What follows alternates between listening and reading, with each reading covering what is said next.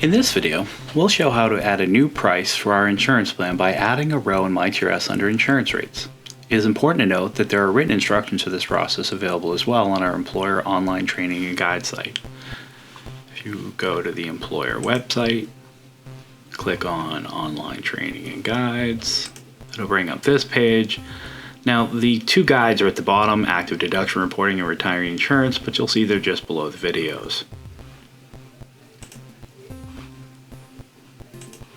And we're going to start from the home page here, and we're going to click on insurance rates. This will bring up all the different plans that your employer offers.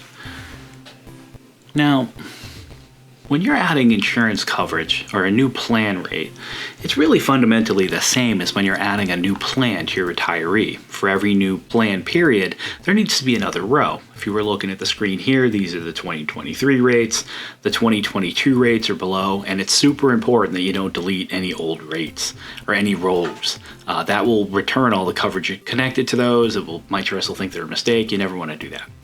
So here we're going to be adding a new rate row, and you don't want to edit the rows that are already existing, of course, because that would tell MyTRS that you're making this change retroactive, that the price charged before was a mistake.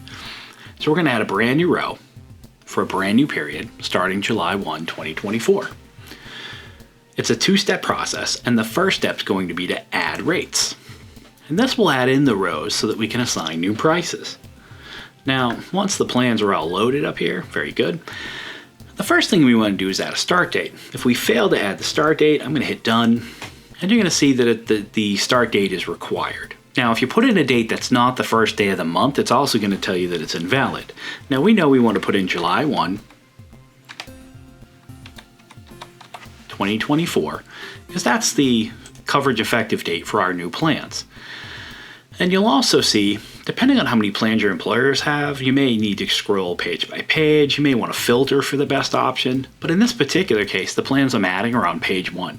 So we're going to choose, we're adding prices for the BC plan as well as the HB plan. So we're going to go ahead and hit BC here for individual. We're going to hit BC for family. I'm going to pick HB family, and we're going to pick HB individual. Now you'll notice that we're leaving some options unchosen, and that's because in our particular employer we don't need them.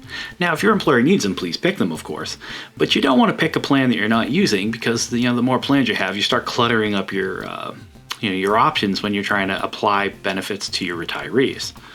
We only need these 4, so we're going to pick these 4, and I'm going to choose done. Now I mentioned this is a two-step process. So when you pick these rates, MyTRS is going to add in the new rows for them. You're going to get confirmation that they were added, and then it's going to point out to you that you really should edit your rates. And the reason for that is because they get added at 1 penny a piece. You can see that they have their new start date for 7/1/2024, and that the old dates were all closed out automatically for the day before the new plan price kicks in. So in step 2, we're going to go to the Edit Rates option. Now under Edit Rates, you'll see that all 4 plans are still appearing, and they should float to the top. Now if for some reason they don't, you can see that you can sort by every single column here, and you can also filter. So if you had to, you could, but I personally would float for the stop date being empty, but again, they're right here for us to change, so we're going to go ahead and fix them. So for BC individual, our new price in my employer is going to be $411.37. BC's family price is going to be $951.27. The HB individual price is going to be $335.22. And the family price on that is going to be $902.30. Okay, looks pretty simple, right? Now, if you had lots of other plans to add, and again, I would keep them in small batches when you're adding, even if you have a lot of plans. It might take you an extra couple minutes, but even just the simplicity is worth it. I'm going to hit Apply. Now the only difference here between Apply and Save is Apply is going to keep me in edit mode. And sometimes, frankly, it's just a habit. Now I'm going to hit Save. Now I could have just hit and Save, but again, sometimes it's just a habit to hit Apply first.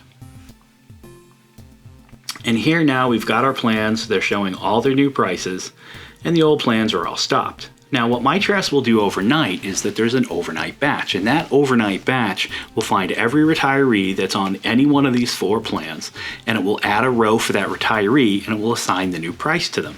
That happens overnight, though, so you will, please check back at least a few retirees the next day just to make sure that the rate's distributed as you expected. And if you're making this change retroactively, now I'm making this change proactively, but if you were doing it retroactively, the extra step overnight would be for each retiree, MyTrust will calculate a bill that's due for them, because maybe the last 2 months were taken at the wrong price or something along those lines. So when you're checking to make sure that the rate's distributed, please make sure to check a sample of retirees to make sure that they were billed properly.